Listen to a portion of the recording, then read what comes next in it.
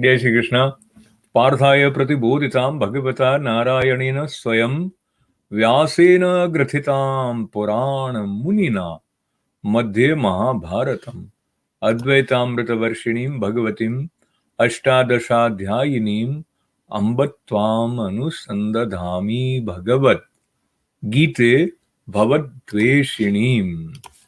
गीता माता के चरणों में बैठकर 5वें अध्याय के 24वें और 25वें श्लोक में प्रवेश करने से पहले फिर एक बार आपका आभार है, और आभार के साथ साथ कृतज्ञता का भाव श्री कृष्ण भगवान के चरणों में और अपने गुरु के चरणों में जो है उसका सुमन अर्पित करते हुए आज आपके साथ ये भी याद कर लेते हैं कि एक तो ये श्रीमद् भगवत गीता जिसमें कि श्री कृष्णार्जुन संवाद है, जो कि नर नारायण के बीच के डायलॉग, उनके बीच की बातचीत, उनके बीच की प्रश्नोत्तरी वो गान के रूप में उपलब्ध है।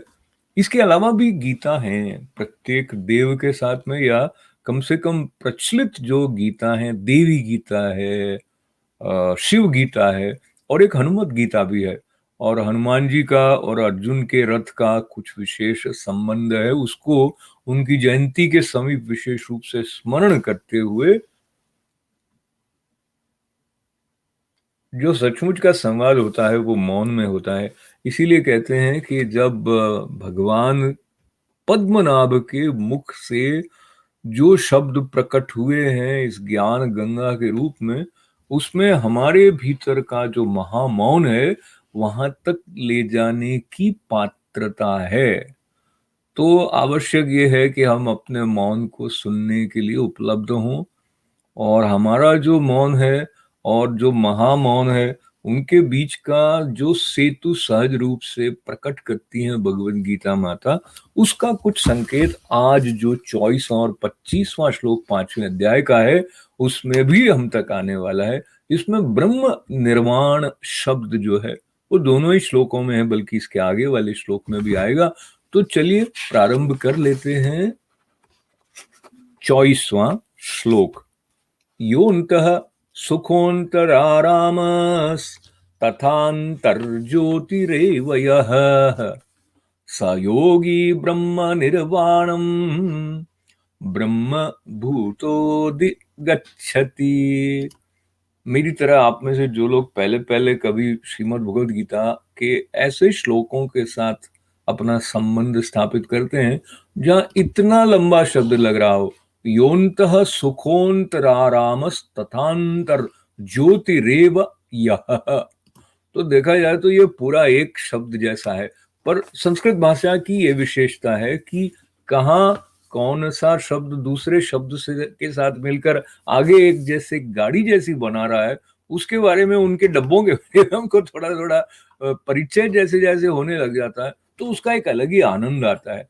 जैसे आप छोटे बच्चे होते हैं और लिखना शुरू करते हैं ए बी सी या अ ब स, फिर धीरे धीरे अक्षरों के साथ शब्द बनाकर उनको लिखना प्रारंभ कर देते हैं, या फ्लोइंग वे में आप लिखना शुरू कर देते हैं, उसका अपना एक आनंद होता है। बहरहाल वहां से पुनः इस श्लोक की तरफ जाते हैं। योऽन्तः सुखोऽन्तरारामस् तथान्तर ज्योतिरेव यः स योगी ब्रह्म निर्वाणम ब्रह्म भूतोधि गच्छति।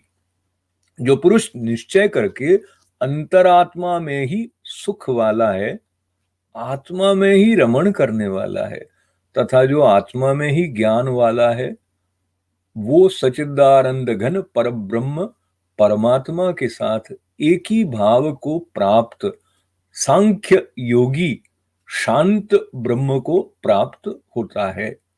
तो फिर से देखिए, योऽन्तः सुखोऽन्तराराम तथान्तर ज्योतिरेव यः स योगी ब्रह्म निर्वाणम ब्रह्म भूतोधि गच्छति। तो अपनी आत्मा में रमण करने वाली बात पे थोड़ी देर ठहर जाते हैं।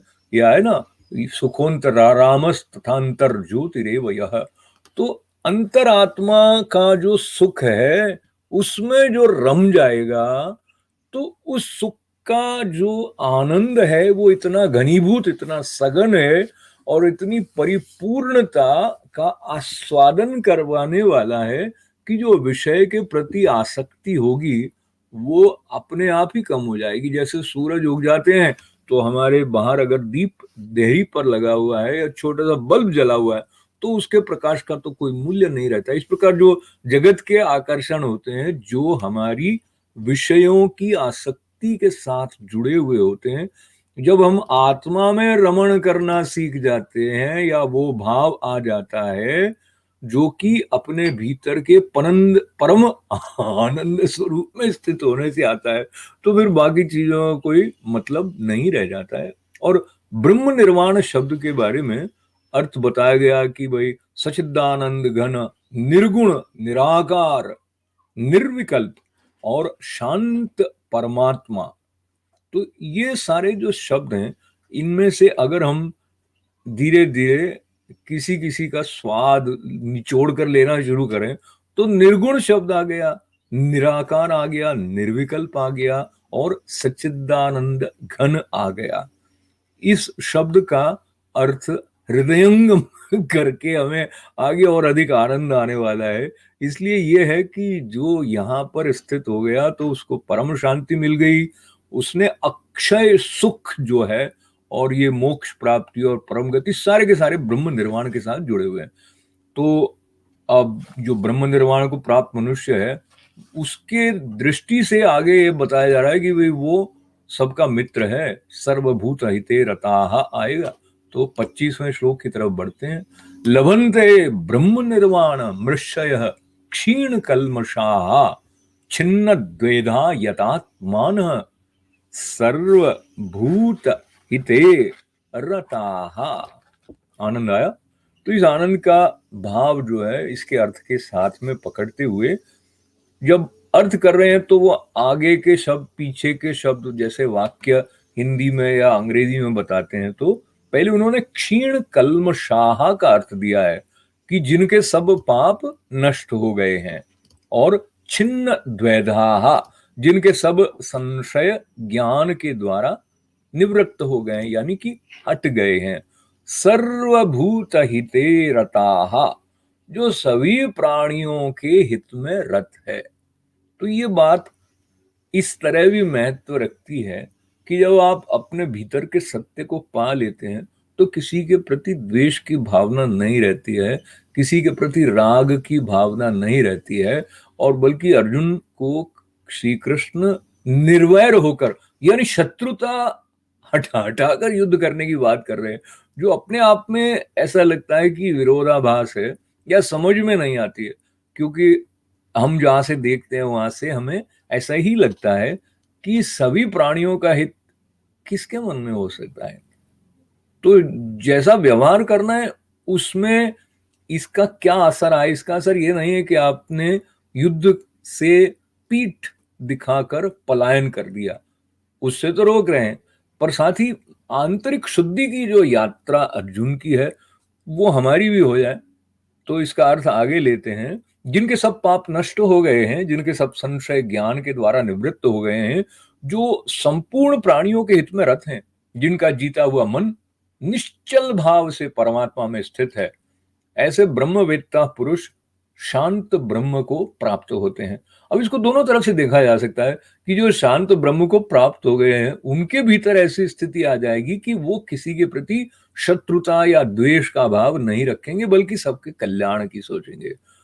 सर्वभूत हिते रताः, इसको अगर हम मंत्र की तरह भी पकड़ लें तो इसके साथ हमें पुनः ये स्मरण आ जाता है जो भारत भूमि का मूल भाव है, वसुधैव कुटुंबकम, यानी सारा विश्व परिवार की तरह है। बल्कि श्रीमद् भगवद गीता के इस संकेत को लेते हुए हम ये भी याद करें कि सर्वभूत हिते रता में सिर्फ मनुष्य ही नहीं है, पशु पक्षी भी हैं, जीव जंतु ही नहीं है, पेड़ पौधे भी हैं। तो सबके प्रति हित का भाव रखने की जो ये एक विस्तृत चिंतन वाली जीने की पद्धति श्रीमद् भगवद गीता हमारे लिए प्रकट कर रही है, उसका आश्रय लेकर आपका जीवन निश्चित रूप से प्रसन्न चित्त रहने वाले मनस्वी का बन जाए, और साथ ही ओजस्विता से अपने कर्तव्यों का भली भांति पालन करते हुए, संपादन करते हुए जो चिरमुक्त अवस्था है, ब्रह्म निर्वाण मृषय, क्षीण कल्मषाः, उसमें हम सब स्थित हो पाए, ऐसी प्रार्थना माँ के चरणों में करते हुए आपके प्रति बहुत-बहुत आभार आनंद के साथ में व्यक्त करते हुए बहुत-बहुत धन्यवाद है। और देखिए ऐसा होता है कि हमारे यहाँ कहते हैं दाने-दाने पर लिखा है खाने वाले का नाम।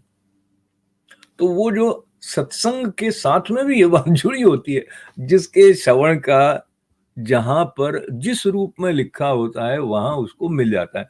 ऐसा मानते हुए भी एक बात और आपके साथ याद कर लूँ चलते-चलते, हमारे संत ये भी बताते हैं कि भई कर्मों का फल देने वाला तो भगवान है। लेकिन अगर हम कर्म करेंगे नहीं तो फल कहाँ से देगा? तो कर्म का फल हमारे कर्म पर तो निर्भर डायरेक्टली है ही है।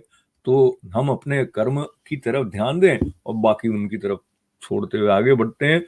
ओम पूर्णमदः पूर्णमिदं पूर्णात् पूर्णमुदच्यते पूर्णस्य पूर्णमादाय पूर्णमेवावशिष्यते। ओम शांति, शांति, शांति। जय श्री कृष्ण।